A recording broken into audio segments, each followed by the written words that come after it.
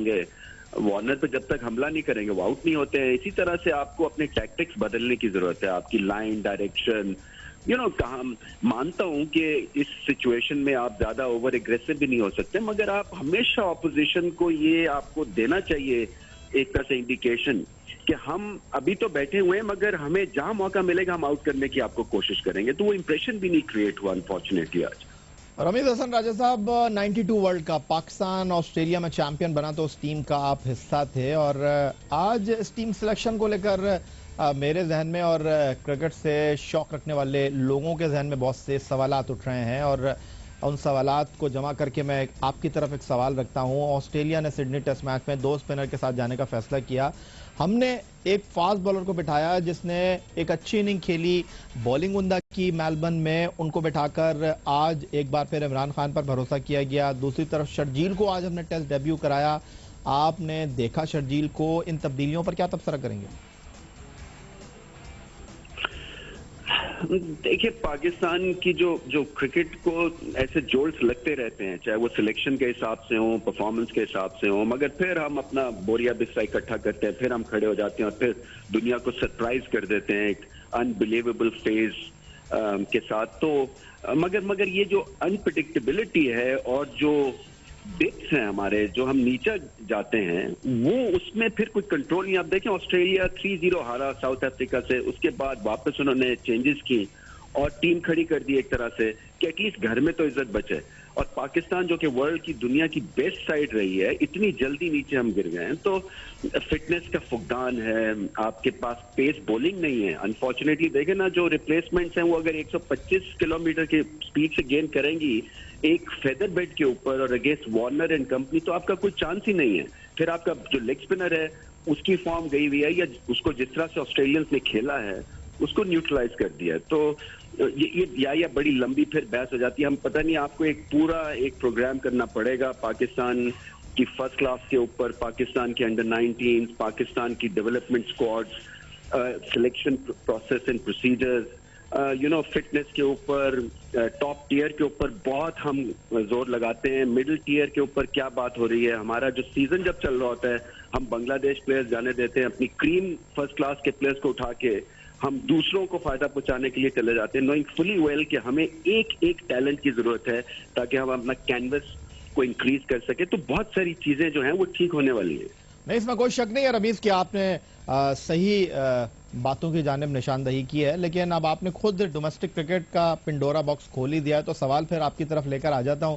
Domestic cricket में perform करने वाले किसके कंधे पर सर रखकर रोए? कामरान अकमल ने सेंचुरियों पर सेंचुरियां बना दी। अहमद शहजाद की क़यादत में डोमेस्टिक वनडे कप का फाइनल जीत गई हबीब बैंक की टीम। जुनैद खान ने बीपीएल के बाद डोमेस्टिक क्रिकेट में उम्दा कारकर्दगी का मुजाहरा किया। मोहम्मद अब्बास ने विकेटों के अंबार लगा दिए। ताबिश खान ने विकेटें ली। आसिफ जाकिर ने रन स्कोर किए। फवाद आलम फिर रन करके खामोश बैठे हुए हैं। किधर जाएं ये खिलाड़ी? और अगर डोमेस्टिक क्रिकेट के परफॉर्मर को मौका नहीं देना तो फिर बंद कर दें उस डोमेस्टिक क्रिकेट को।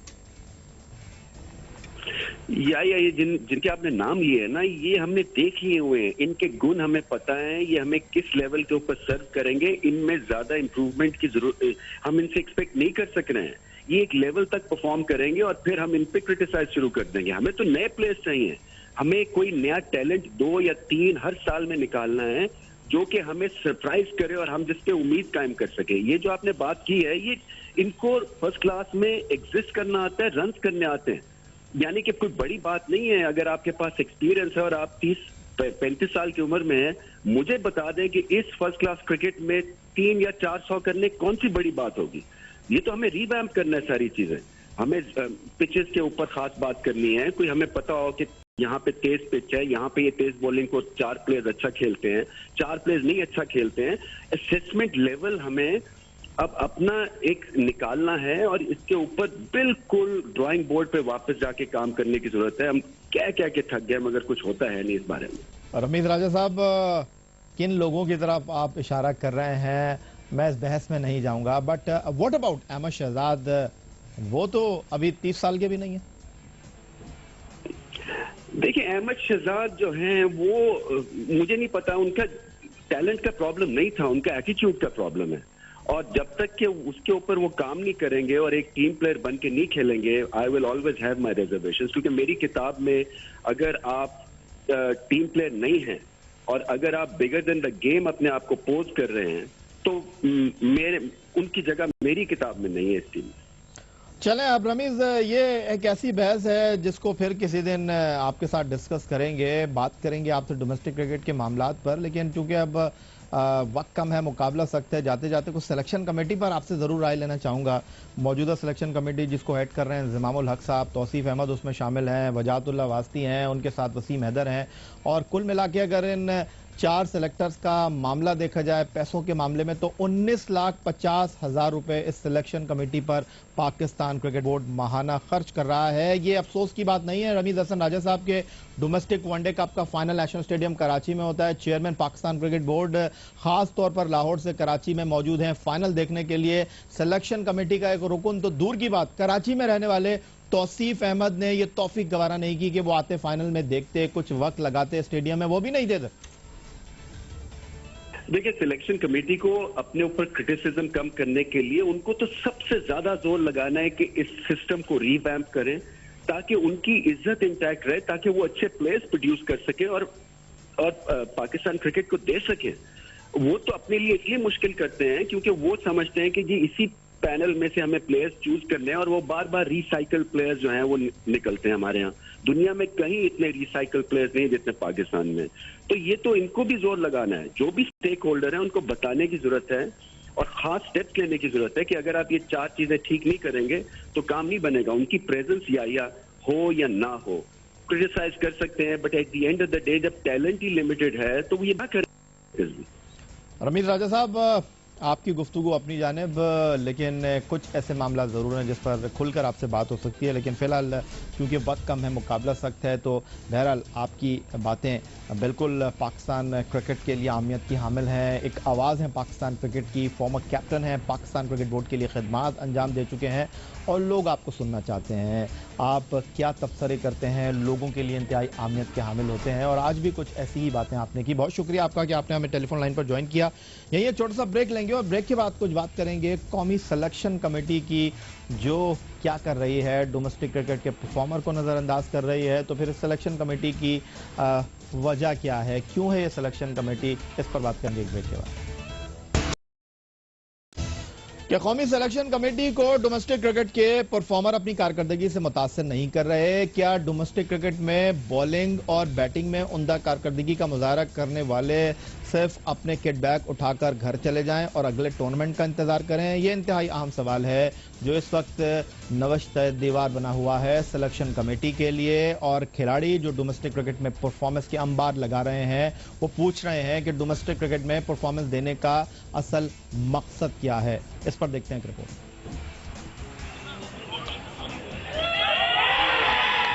डिपार्टमेंटल वनडे कप की फतह का ताज सजा हबीब बैंक के नाम। डोमेस्टिक एक रोजा टूर्नामेंट की इस कामयाबी का सेहरा जाता है जहरी मिजाज ओपनर अहमद शहजाद को, जिन्होंने हबीब बैंक को अपनी कायदाना सलाहियतों से चैंपियन बनवा दिया। सिर्फ कप्तानी ही नहीं बल्कि अहमद शहजाद ने टूर्नामेंट का टॉप स्कोरर बन के खुद को सिलेक्शन का अहल साबित कर दिया। मगर इंजमामुल हक की सरबराही में काम करने वाली सिलेक्शन कमेटी को अहमद शहजाद के 9 मैचेस में 93 की औसत से 653 रन नजर ही नहीं आए, इसलिए डोमेस्टिक के टॉप परफॉर्मर्स वनडे टीम में जगह न बना सका। नाइंसाफी की इस फहरिस्त में सिर्फ अहमद शहजाद ही नहीं बल्कि कायद-ए-आज़म ट्रॉफी के कामयाब बैट्समैन कामरान अकमल भी शामिल हैं, जिनके 9 मैचेस में 1035 रन उनके किसी काम न आए। बांग्लादेश प्रीमियर लीग में जुनैद खान ने 20 विकेट लेकर सिलेक्शन पर खूब दस्तक दी, लेकिन सिलेक्टर्स के कान पर जूं तक न रही।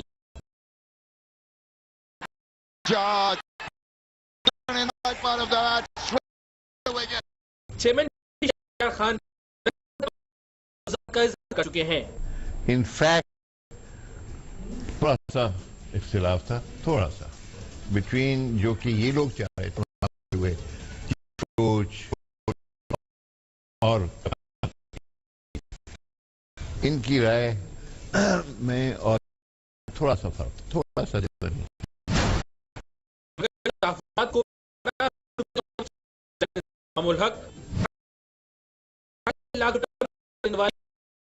वजाहतुल्लाह वास्ती और वसीम हैदर किसी खातिर में ही नहीं लगे। टीम के दरवाजे बंद हैं, तो फिर ये इवेंट मुनक्किद कराकर पीसीबी अपना पैसा और वक्त क्यों जाया कर रहा है?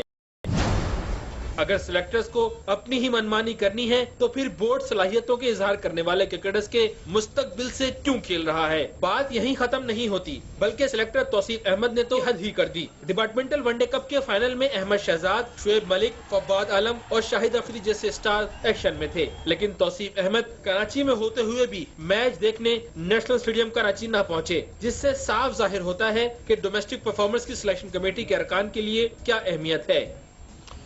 और जनाब उधर इंटरनेशनल क्रिकेट काउंसिल कहता है कि क्रिकेट बोर्ड में हुकूमत की मुदाखलत नहीं होनी चाहिए। दूसरी जानिब भारतीय क्रिकेट बोर्ड में अहम ओहदों पर कई ऐसे लोग मौजूद हैं जो कि भारतीय हुकूमत में भी सियासी तौर पर कहीं ना कहीं अपना किरदार अदा कर रहे हैं, और उन्हीं में से एक अनुराग ठाकुर भी हैं जिनको भारतीय सुप्रीम कोर्ट ने अदालत उज़्मा कमाने का जरिया बना, तो फिर सट्टेबाजी के जिन ने इस खेल पर अपनी दस्तरस कायम करना शुरू कर दी।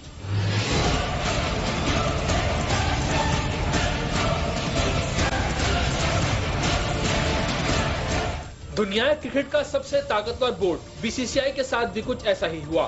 दौलत और ताकत के नशे में इंडियन प्रीमियर लीग में भारतीय बोर्ड करप्शन में धंस गया और 2013 में फिक्सिंग स्कैंडल पर भारतीय सुप्रीम कोर्ट एक्शन में आया। श्री नवासन सदारत से फारिग हुए, सुप्रीम कोर्ट ने लोधा कमीशन बनाया, लेकिन इतना कुछ होने के बावजूद भारतीय बोर्ड हठधर्मी से बाज न आया।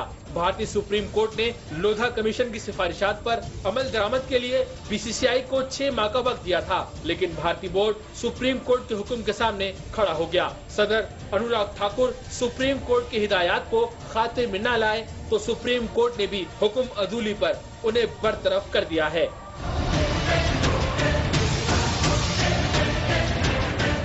सेक्रेटरी अजय शिर्के भी अपनी कुर्सी से गए। सुप्रीम कोर्ट ने बोर्ड के नायब सदर को अबूरी सदर और जॉइंट सेक्रेटरी को अबूरी सेक्रेटरी बना दिया है। अनुराग ठाकुर पर अदालत को गुमराह करने का भी इल्जाम है। अगर उन्होंने अदालत उज़्मा से माफी नहीं मांगी तो उन्हें जेल भी जाना पड़ सकता है। बोर्ड को चलाने के लिए सुप्रीम कोर्ट आर्जी मुंतजिम मुकर्रर करेगी। अदालत रियासती क्रिकेट बोर्ड के इन सुदूर को भी बरतरफ कर सकती है जिन्होंने अदालत की मुकर्रर करदा कमेटी की सिफारिशात पर अभी तक अमल नहीं किया है। आइंदा समाअत 19 जनवरी को होगी, जिसमें बोर्ड की आर्जी नामजदगियों पर गौर किया जाएगा। आज के प्रोग्राम में इतना ही। कल तक के लिए सैयद यार हुसैन को स्कोर की पूरी टीम के साथ इस उम्मीद इस तवक्को के साथ कि पाकिस्तान में खेल और खिलाड़ी तरक्की करते रहें। इजाजत दीजिए। आप हमें फॉलो कर सकते हैं हमारे फेसबुक पेज score.geo-news पर, ट्विटर पर। अब अपना एक निकालना है और इसके ऊपर बिल्कुल ड्राइंग बोर्ड पे वापस जाके काम करने की जरूरत है। हम क्या क्या के थक गए मगर कुछ होता है नहीं इस बारे में। रमीज राजा साहब, किन लोगों की तरफ आप इशारा कर रहे हैं? मैं इस बहस में नहीं जाऊंगा, but what about Ahmed Shahzad? वो तो अभी 30 साल के भी नहीं है। देखिए, अहमद शहजाद जो हैं वो मुझे नहीं पता, उनका टैलेंट का प्रॉब्लम नहीं था, उनका एटीट्यूड का प्रॉब्लम है। और जब तक कि उसके ऊपर वो काम नहीं करेंगे और एक टीम प्लेयर बन के नहीं खेलेंगे, I will always have my reservations. क्योंकि मेरी किताब में अगर आप टीम प्लेयर नहीं हैं और अगर आप बिगर देन द गेम अपने आप को पोज कर रहे हैं तो उनकी जगह मेरी किताब में नहीं है इस टीम में। चलें अब रमीज, ये एक ऐसी बहस है जिसको फिर किसी दिन आपके साथ डिस्कस करेंगे, बात करेंगे आपसे डोमेस्टिक क्रिकेट के मामलात पर। लेकिन चूंकि अब वक्त कम है, मुकाबला सख्त है, जाते जाते कुछ सिलेक्शन कमेटी पर आपसे जरूर राय लेना चाहूंगा। मौजूदा सिलेक्शन कमेटी जिसको हेड कर रहे हैं ज़मामुल हक साहब, तौसीफ अहमद उसमें शामिल हैं, वजाहतुल्लाह वास्ती हैं, उनके साथ वसीम हैदर हैं, और कुल मिला के अगर इन 4 सेलेक्टर्स का मामला देखा जाए पैसों के मामले में तो 19,50,000 रुपए इस सिलेक्शन कमेटी पर पाकिस्तान क्रिकेट बोर्ड माहाना खर्च कर रहा है। ये अफसोस की बात नहीं है। रमीज हसन राजा साहब के डोमेस्टिक वनडे कप का फाइनल नेशनल स्टेडियम कराची में होता है। चेयरमैन पाकिस्तान क्रिकेट बोर्ड खास तौर पर लाहौर से कराची में मौजूद हैं फाइनल देखने के लिए। सिलेक्शन कमेटी का एक रुकन तो दूर की बात, कराची में रहने वाले तौसीफ अहमद ने यह तौफीक गवारा नहीं की कि वो आते फाइनल में देखते, कुछ वक्त लगाते स्टेडियम में, वो भी नहीं देते। देखिए, सिलेक्शन कमेटी को अपने ऊपर क्रिटिसिज्म कम करने के लिए उनको तो सबसे ज्यादा जोर लगाना है कि इस सिस्टम को रीवैम्प करें ताकि उनकी इज्जत इंटैक्ट रहे, ताकि वो अच्छे प्लेयर्स प्रोड्यूस कर सके और पाकिस्तान क्रिकेट को दे सके। वो तो अपने लिए इसलिए मुश्किल करते हैं क्योंकि वो समझते हैं कि जी इसी पैनल में से हमें प्लेयर्स चूज करने हैं और वो बार बार रिसाइकल प्लेयर्स जो हैं वो निकलते हैं हमारे यहाँ। दुनिया में कहीं इतने रिसाइकल प्लेयर्स नहीं जितने पाकिस्तान में, तो ये तो इनको भी जोर लगाना। 93 की औसत से 653 रन नजर ही नहीं आए, इसलिए डोमेस्टिक के टॉप परफॉर्मर्स वनडे टीम में जगह न बना सका। नाइंसाफी की इस फहरिस्त में सिर्फ अहमद शहजाद ही नहीं बल्कि कायद-ए-आज़म ट्रॉफी के कामयाब बैट्समैन कामरान अकमल भी शामिल हैं, जिनके 9 मैचेस में 1035 रन उनके किसी काम न आए। बांग्लादेश प्रीमियर लीग में जुनैद खान ने 20 विकेट लेकर सिलेक्शन पर खूब दस्तक दी, लेकिन सिलेक्टर्स के कान पर जूं तक न रही।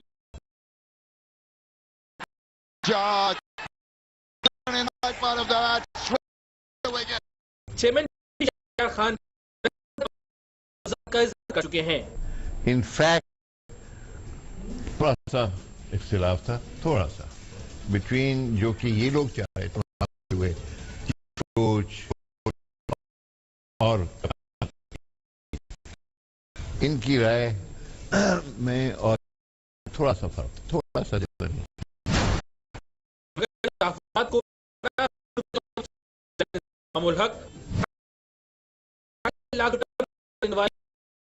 वजाहतुल्लाह वासी और वसीम हैदर किसी खातिर में ही नहीं लगे।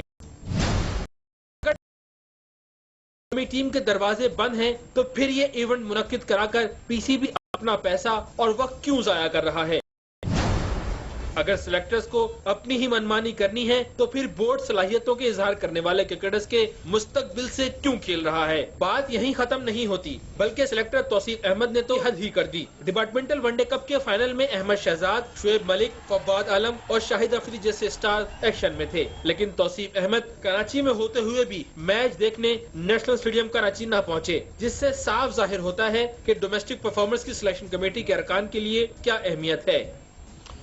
और जनाब उधर इंटरनेशनल क्रिकेट काउंसिल कहता है कि क्रिकेट बोर्ड में हुकूमत की मुदाखलत नहीं होनी चाहिए। दूसरी जानिब भारतीय क्रिकेट बोर्ड में अहम ओहदों पर कई ऐसे लोग मौजूद हैं जो कि भारतीय हुकूमत में भी सियासी तौर पर कहीं ना कहीं अपना किरदार अदा कर रहे हैं, और उन्हीं में से एक अनुराग वार्नर पे जब तक हमला नहीं करेंगे वो आउट नहीं होते हैं। इसी तरह से आपको अपने टैक्टिक्स बदलने की जरूरत है, आपकी लाइन डायरेक्शन कहा। मानता हूं कि इस सिचुएशन में आप ज्यादा ओवर एग्रेसिव भी नहीं हो सकते, मगर आप हमेशा ऑपोजिशन को ये आपको देना चाहिए एक तरह से इंडिकेशन कि हम अभी तो बैठे हुए हैं मगर हमें जहां मौका मिलेगा हम आउट करने की आपको कोशिश करेंगे। तो वो इंप्रेशन भी नहीं क्रिएट हुआ अनफॉर्चुनेटली आज। रमीज हसन राजा साहब, 92 वर्ल्ड कप पाकिस्तान ऑस्ट्रेलिया में चैंपियन बना तो उस टीम का आप हिस्सा थे, और आज इस टीम सिलेक्शन को लेकर मेरे जहन में और क्रिकेट से शौक रखने वाले लोगों के जहन में बहुत से सवालात उठ रहे हैं, और उन सवालात को जमा करके मैं आपकी तरफ एक सवाल रखता हूं। ऑस्ट्रेलिया ने सिडनी टेस्ट मैच में 2 स्पिनर के साथ जाने का फैसला किया। हमने एक फास्ट बॉलर को बिठाया जिसने एक अच्छी इनिंग खेली, बॉलिंग उम्दा की मेलबर्न में, उनको बिठाकर आज एक बार फिर इमरान खान पर भरोसा किया गया। दूसरी तरफ शर्जील को आज हमने टेस्ट डेब्यू कराया। आपने देखा शर्जील को, इन तब्दीलियों पर क्या तबसरा करेंगे? देखिए, पाकिस्तान की जो क्रिकेट को ऐसे जोल्स लगते रहते हैं, चाहे वो सिलेक्शन के हिसाब से हो, परफॉर्मेंस के हिसाब से हो, मगर फिर हम अपना बोरिया बिस्सा इकट्ठा करते हैं, फिर हम खड़े हो जाते हैं और फिर दुनिया को सरप्राइज कर देते हैं एक अनबिलीवेबल फेज के साथ। तो मगर ये जो अनप्रेडिक्टेबिलिटी है और जो डिप्स हैं हमारे, जो हम नीचे जाते हैं, वो उसमें फिर कोई कंट्रोल नहीं। आप देखें, ऑस्ट्रेलिया 3-0 हारा साउथ अफ्रीका से, उसके बाद वापस उन्होंने चेंजेस की और टीम खड़ी कर दी एक तरह से कि एटलीस्ट घर में तो इज्जत बचे। और पाकिस्तान जो कि वर्ल्ड की दुनिया की बेस्ट साइड रही है, इतनी जल्दी नीचे हम गिर गए हैं। तो फिटनेस का फुकदान है, आपके पास पेस बॉलिंग नहीं है। अनफॉर्चुनेटली देखें ना, जो रिप्लेसमेंट्स हैं वो अगर 125 किलोमीटर की स्पीड से गेंद करेंगी एक फेदर बेड के ऊपर और अगेंस्ट वार्नर एंड कंपनी, तो आपका कोई चांस ही नहीं है।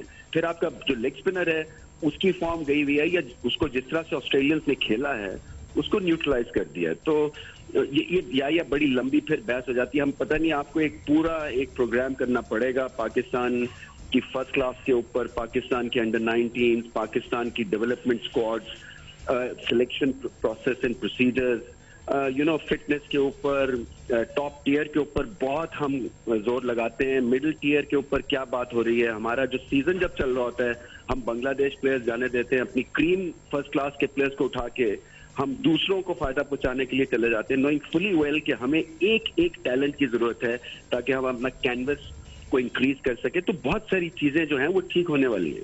नहीं, इसमें कोई शक नहीं है रमीज कि आपने सही बातों की जानिब निशानदही की है, लेकिन अब आपने खुद डोमेस्टिक क्रिकेट का पिंडोरा बॉक्स खोल ही दिया है, तो सवाल फिर आपकी तरफ लेकर आ जाता हूं। डोमेस्टिक क्रिकेट में परफॉर्म करने वाले किसके कंधे पर सर रखकर रोए? कामरान अकमल ने सेंचुरियों पर सेंचुरियां बना दी।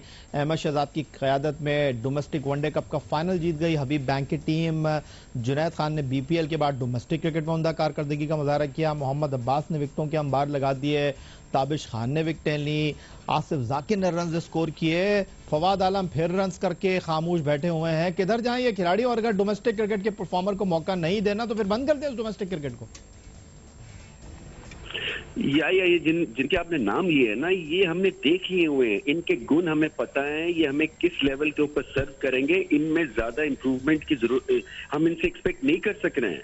ये एक लेवल तक परफॉर्म करेंगे और फिर हम इन पे क्रिटिसाइज शुरू कर देंगे। हमें तो नए प्लेयर्स चाहिए, हमें कोई नया टैलेंट 2 या 3 हर साल में निकालना है जो कि हमें सरप्राइज करे और हम जिस पे उम्मीद कायम कर सके। ये जो आपने बात की है, ये इनको फर्स्ट क्लास में एग्जिस्ट करना आता है, रन करने आते हैं, यानी कि कोई बड़ी बात नहीं है। अगर आपके पास एक्सपीरियंस है और आप 30-35 साल की उम्र में है, मुझे बता दें कि इस फर्स्ट क्लास क्रिकेट में 3 या 400 करने कौन सी बड़ी बात होगी।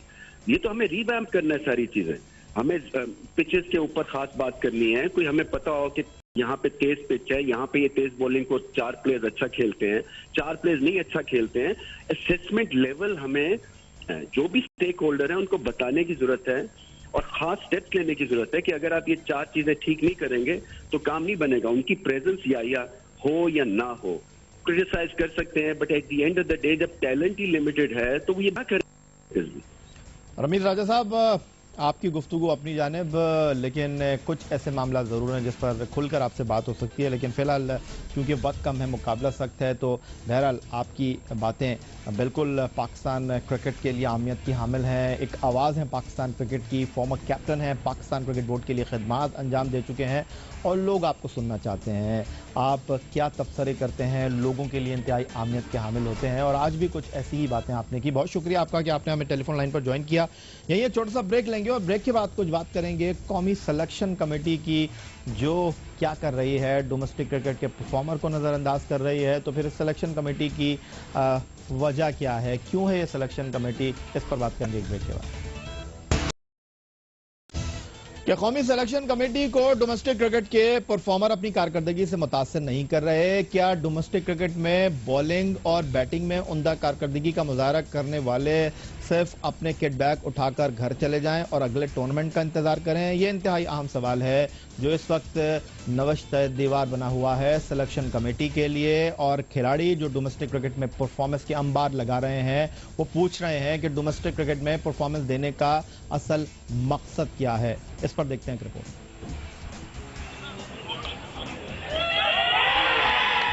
डिपार्टमेंटल वनडे कप की फतह का ताज सजा हबीब बैंक के नाम। डोमेस्टिक एक रोजा टूर्नामेंट की इस कामयाबी का सेहरा जाता है जहरी मिजाज ओपनर अहमद शहजाद को, जिन्होंने हबीब बैंक को अपनी कायदाना सलाहियतों से चैंपियन बनवा दिया। सिर्फ कप्तानी ही नहीं बल्कि अहमद शहजाद ने टूर्नामेंट का टॉप स्कोरर बन के खुद को सिलेक्शन का अहल साबित कर दिया। मगर इंतजामुल हक की सरबराही में काम करने वाली सिलेक्शन कमेटी को अहमद शहजाद के 9 मैचेस में